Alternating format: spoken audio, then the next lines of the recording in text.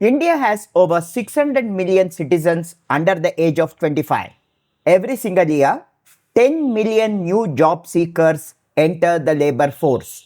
Standard human capital theory dictates a simple relationship. As a nation's citizens attain higher levels of education, their risk of unemployment drops. The more degrees a workforce holds, the easier it is to absorb them into a growing economy. However, the International Labour Organization's recent India data reveals an economy operating in reverse. This inverted pyramid chart maps unemployment rates against education levels in India. At the bottom, citizens with zero schooling face an unemployment rate of just 3.4%. As education levels rise through primary and secondary schooling, the likelihood of being unemployed increases. At the top, the rate for college graduates spikes to 29.1%. To be precise, an Indian citizen who spends years securing a university degree carries an 8.6 times higher risk of unemployment compared to someone who never attended the school. This eliminates the theory that India is simply suffering a cyclical dip in job creation. The economy is actively rejecting its most educated participants. The crisis is a supply-side structural failure in the education system itself. The national headline unemployment rate sits at a relatively low 4.9%.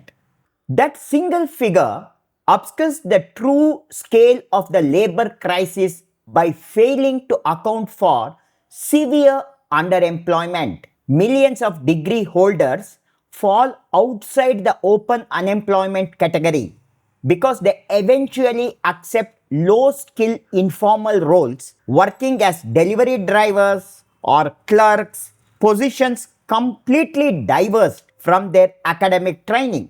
The metric that actually defines the crisis is unemployability.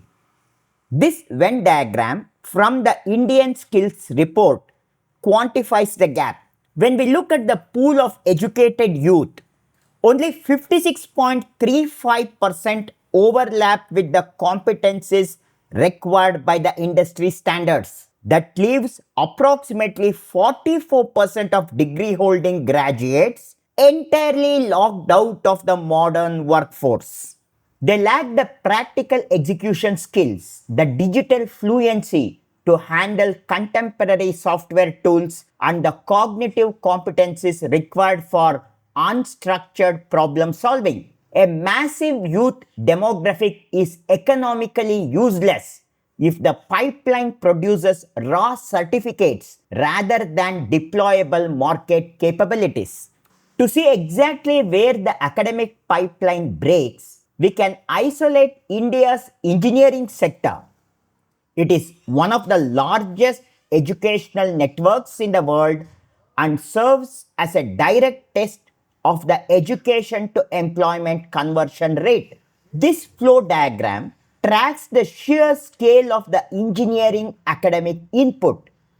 India pushes approximately 1.5 million new engineering graduates into the market every single year. However, when we apply industry hiring standards to that volume, the attrition rate is staggering. According to Aspiring Minds data, roughly 80% of those 1.5 million units are filtered out immediately.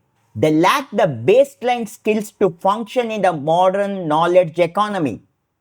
By the time the pipeline narrows to candidates who possess the actual coding proficiency and project experience required for direct hiring and software roles, only 3.5% of the original input remains. Producing high prestige degrees without enforcing technical rigor does not build a skilled workforce. It simply floods the informal gig economy with over-credentialed and highly frustrated labor. Students spend up to 16 years inside formal education frameworks. The fact that they emerge without market-ready skills point to three specific institutional failures. First is curricular obsolescence. University syllabi operates on slow bureaucratic revision cycles.